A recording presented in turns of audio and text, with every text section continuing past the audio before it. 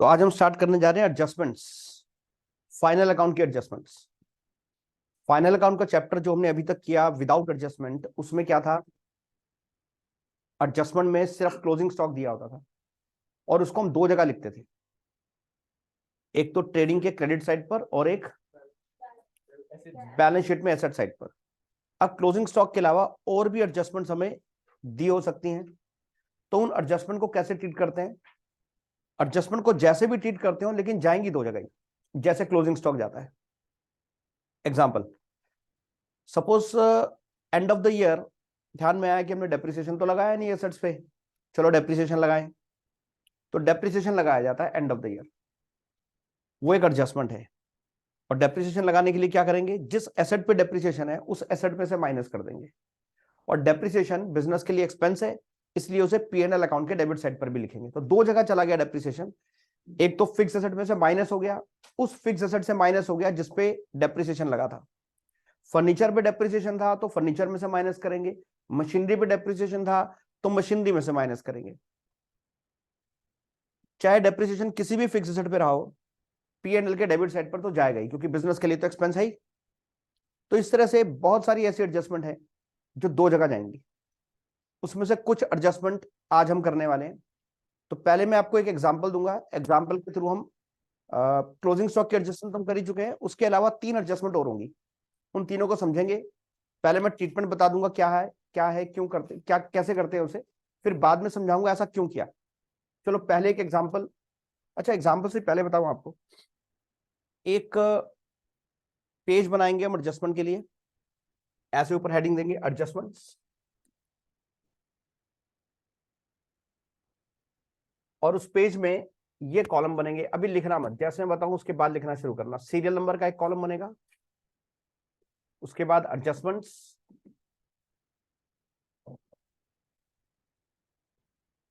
फिर यहां पर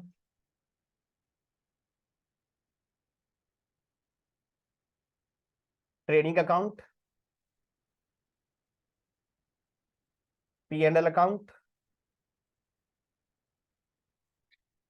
और बैलेंस शीट, ये कॉलम्स बनेंगे। सबसे पहली एडजस्टमेंट जो हम कर चुके हैं ऑलरेडी, वो लिख देता हूं, क्लोजिंग स्टॉक। क्लोजिंग स्टॉक के एडजस्टमेंट का क्या करते हैं, एक तो ट्रेडिंग अकाउंट में क्रेडिट साइड पर जाता है और बैलेंस शीट में एसेट्स में शो कर देते हैं।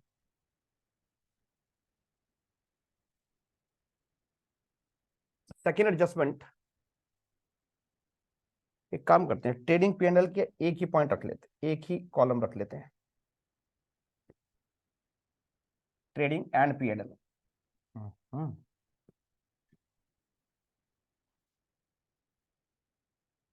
ट्रेडिंग एंड P&L का एक ही कॉलम।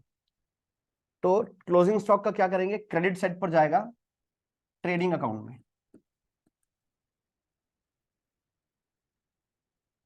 सेकेंड एडजस्टमेंट डेप्रिसिएशन, जो मैं अभी समझा रहा था आपको, डेप्रिसिएशन क्या क्या करेंगे, डेबिट साइड पर जाएगा P&L अकाउंट में, और बैलेंस शीट में एसेट में से माइनस कर देंगे। कौन सी एसेट में, जिस पे लगा होगा depreciation. Third, outstanding expenses. Outstanding expense का मतलब होता है expense due,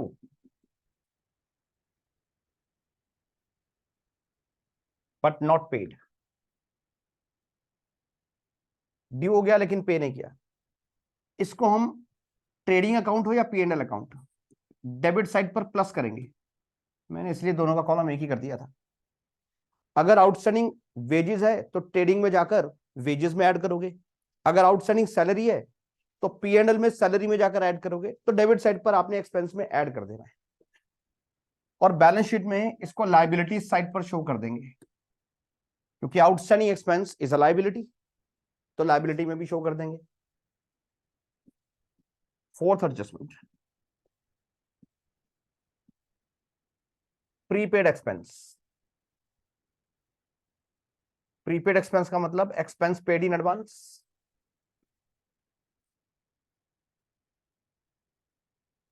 expense paid in advance, इसको डेबिट साइड पर माइनस करना है। और बैलेंस शीट में एसेट साइड पर शो कर देंगे। बिल्कुल आउटस्टैंडिंग से ऑपोजिट ट्रीटमेंट है प्रीपेड का। ठीक है, अब इस पर बेस पहले मैं एग्जांपल कराता हूं कुछ, और फिर ऐसा हम ट्रीटमेंट कर क्यों रहे हैं, इसके पीछे रीजन क्या है वो भी समझेंगे। तो आपने अपने रजिस्टर पे क्या करना है, 3 पेज एडजस्टमेंट्स के लिए रखने हैं। एक पेज, इसके बाद दूसरा और तीसरा। ठीक है, 3 पेज रखने हैं। और उसके बाद जो एग्जाम्पल मैं लिखवाने जा रहा हूं वो आपने नोट करना है। इस चैप्टर में जैसे जैसे एडजस्टमेंट्स आती जाएंगी, मैं इन एडजस्टमेंट के 3 पेजेस पर आपको लिखवाता रहूंगा, और उस पर बेस्ड एग्जाम्पल क्वेश्चंस हम करते चले जाएंगे। तो ये पेज हम through out the chapter maintain करके रखेंगे। जैसे जैसे नई एडजस्टमेंट्स आती जाएंगी हम इन पेज पर लिखते चले जाएंगे, लेकिन सारी एडजस्टमेंट आपके पास एक ही जगह पर हो, इसके लिए हमें 3 पेज इसके रखने हैं स्टार्टिंग में। इसको बाद में नोट करना, पहले मैं आपको ये एक एग्जाम्पल करा दूं, इसे समझ लो, उसके बाद नोट करना। तो ये 3 पेज एडजस्टमेंट के रखने के बाद फिर आपने ये एग्जाम्पल लिखना है। एग्जाम्पल क्या है, मान लो आपको ट्रायल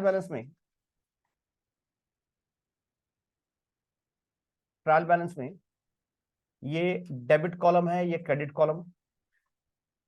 इसमें गिवन है एक तो मशीनरी, डेबिट साइड पर सपोज 60,000 दिया हुआ है, एसेट का डेबिट बैलेंस ही होता है। रेंट, रेंट दिया हुआ है सपोज 15,000। इंश्योरेंस, इंश्योरेंस गिवन है 9,000। अब एडजस्टमेंट्स हैं। पहली adjustment, closing stock ₹32,000। Second adjustment, outstanding rent ₹3,000। Third, prepaid insurance ₹1,000। Fourth,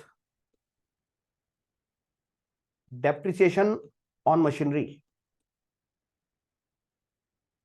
10% लगाना है। ये 4 एडजस्टमेंट है जो मैंने अभी यहां बताई है आपको। इन चारों का ट्रीटमेंट कैसे होगा ट्रेडिंग और प्रॉफिट एंड लॉस अकाउंट और बैलेंस शीट में, अब वो बता रहा हूं।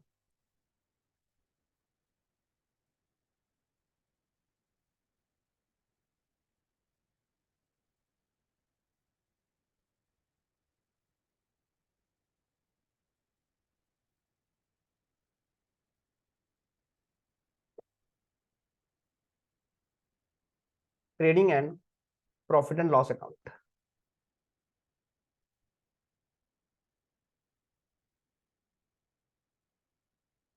ये ऊपर ट्रेडिंग अकाउंट,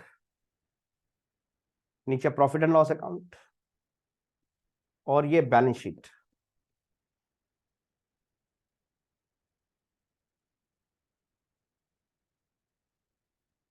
सबसे पहले मशीनरी, ये मशीनरी कहां आता है, एसेट्स में।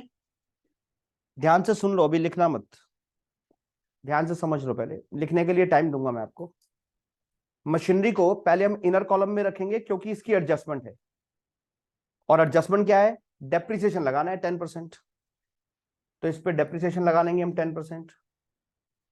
इसका 10% डेप्रिसिएशन 6,000 होता है।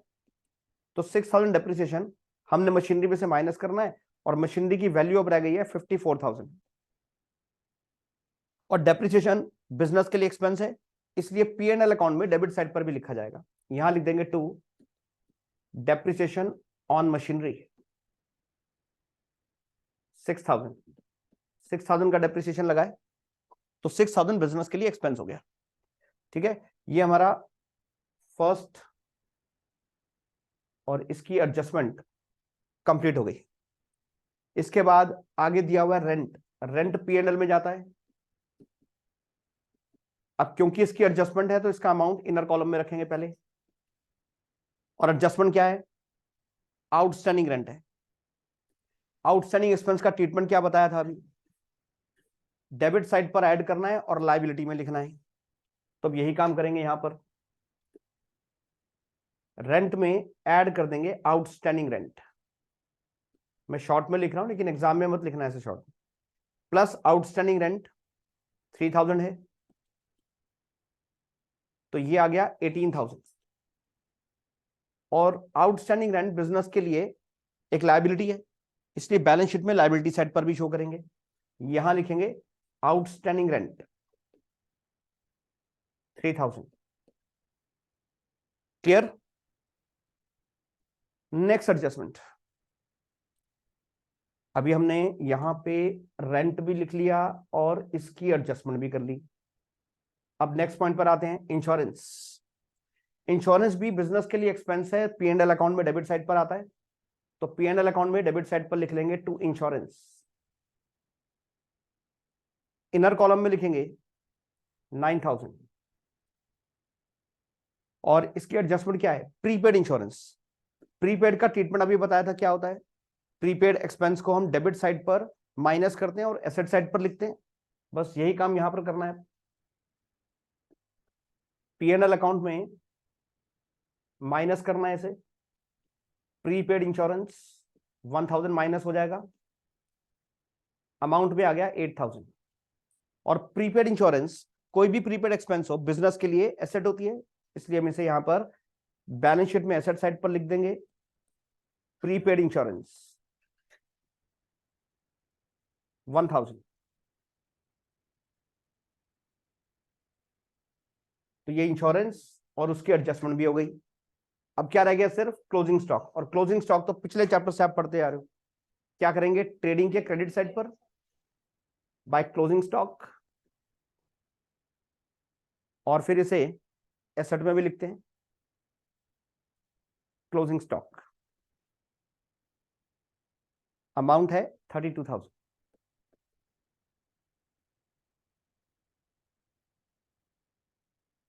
क्लियर है?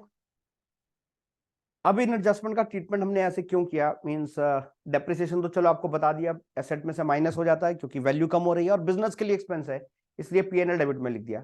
लेकिन आउटस्टैंडिंग को हम ऐड और प्रीपेड को माइनस क्यों करते हैं वो समझो। इस क्वेश्चन में रेंट दिया हुआ था 15,000 और नीचे बताया आउटस्टैंडिंग रेंट 3,000। ये जो ट्रेडिंग में ट्रायल बैलेंस में लिखा होता है 15,000 रेंट लिखा हुआ है, ये कौन सा रेंट होता है? जो हमने पे कर दिया। पे करने के बाद भी 3,000 अभी भी आउटस्टैंडिंग है।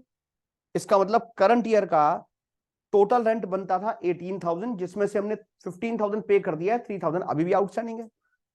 तो करंट ईयर का रेंट बनता कितना था? 18,000। तो जो करंट ईयर का रेंट है, चाहे वो पे किया है या नहीं किया, पी एंड एल अकाउंट में एक्सपेंस दिखाना पड़ेगा। तो पी एंड एल में तो 18,000 दिखाने चाहिए पूरे, चाहे पे किया है या नहीं किया। इसलिए 15,000 जो पे कर दिया वो तो लिखा ही हुआ है, उसमें आउटस्टैंडिंग ऐड कर दिया, तो 18,000 पी एंड एल में डेबिट साइड पर आ गया। क्योंकि करंट ईयर का रेंट 18,000 बनता था, 15 पे कर दिया, 3 अभी आउटस्टैंडिंग है। तो पी एंड एल अकाउंट में हम 18,000 क्यों दिखा रहे हैं? क्योंकि हम बुक्स बनाते हैं अपनी अक्रूवल बेसिस पर। तो जितने भी करंट ईयर के एक्सपेंसेस होते हैं, इनकम होते हैं, वो पी एंड एल अकाउंट में हम लिखते ही हैं, चाहे उनकी पेमेंट हुई है या नहीं हुई है। हम बनाते हैं अपने अकाउंट्स अक्रूवल बेसिस पर, प्रॉफिट निकालेंगे अक्रूवल बेसिस पर। क्लियर? जो करंट ईयर का एक्सपेंस होगा उसे पी एंड एल में लिखा जाएगा, जो करंट ईयर का नहीं होगा नहीं लिखेंगे। जैसे अब नेक्स्ट है इंश्योरेंस। इंश्योरेंस 9,000 ट्रायल बैलेंस में लिखी हुई है, इसका मतलब 9,000 हमने ड्यूरिंग द ईयर इंश्योरेंस पे किया है, लेकिन एडजस्टमेंट में बताया है इसमें से प्रीपेड है 1,000। प्रीपेड से क्या मतलब है? यानी 9,000 में से 1,000 करंट ईयर का है ही नहीं, वो तो नेक्स्ट ईयर को बिलोंग करता है, नेक्स्ट ईयर का एडवांस दिया हुआ है हमने। 9,000 में अगर 1,000 नेक्स्ट ईयर का है, करंट ईयर का नहीं है, तो इसमें से माइनस करो। इसलिए 9,000 में से हम 1,000 प्रीपेड इंश्योरेंस माइनस कर देते हैं। इससे करंट ईयर का इंश्योरेंस का एक्सपेंस आ गया 8,000, वो पीएनएल में आना चाहिए, क्योंकि हम बुक्स बना रहे हैं अक्रूवल बेसिस पर। क्लियर? तो ये ध्यान रखना, आउटस्टैंडिंग को हमेशा हम ऐड करते हैं और प्रीपेड को माइनस करते हैं। आउटस्टैंडिंग को इसलिए ऐड करते हैं क्योंकि वो इस साल पे करना रह गया, लेकिन है तो करंट ईयर का, ऐड कर देते हैं। प्रीपेड को क्यों माइनस करते हैं? क्योंकि वो इस साल पे कर दिया गया लेकिन करंट ईयर का नहीं है, इसलिए उसे माइनस कर देते हैं। क्लियर? बैलेंस शीट में आउटस्टैंडिंग को लायबिलिटी में क्यों दिखाते हैं? क्योंकि अभी ये पे करना बाकी है, ये भी लायबिलिटी है। प्रीपेड को एसेट में क्यों दिखाते हैं? क्योंकि पे कर दिया, सर्विसेज अभी लेना बाकी है।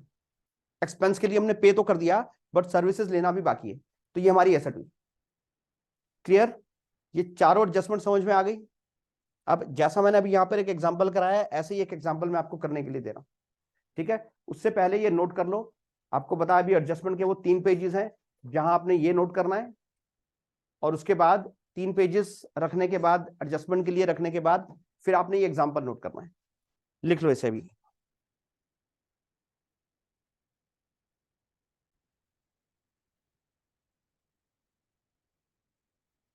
तो सेम वैसे एग्जाम्पल है, फिगर्स डिफरेंट है, बस ये करके दिखाना है आपने, और आपके पास है 5 मिनट।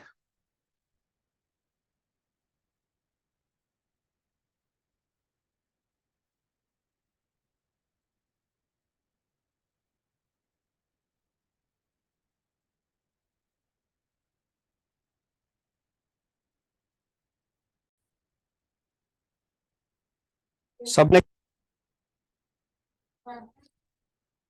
तो मैं इसका सॉल्यूशन लिख देता हूं यहां पर, चेक कर लो।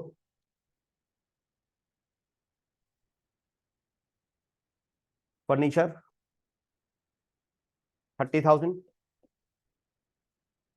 इसका डेप्रिसिएशन हो गया 1,500, 28,500। P&L में आ जाएगा depreciation on furniture 1,500, salary 8,000 plus outstanding salary 2,000, 10,000 हो गया, और आउटस्टैंडिंग सैलरी को लायबिलिटी में दिखा देंगे 2,000।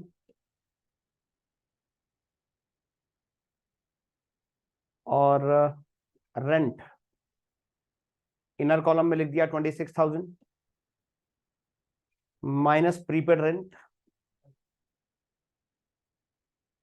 5,000, 21,000 बचा, और प्रीपेड रेंट को हमने एसेट्स में शो करना है। Prepaid rent 5,000। अब रह गया क्लोजिंग स्टॉक। ट्रेडिंग में आ जाएगा क्लोजिंग स्टॉक 27,000,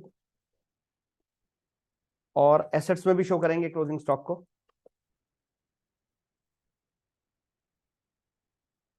27,000।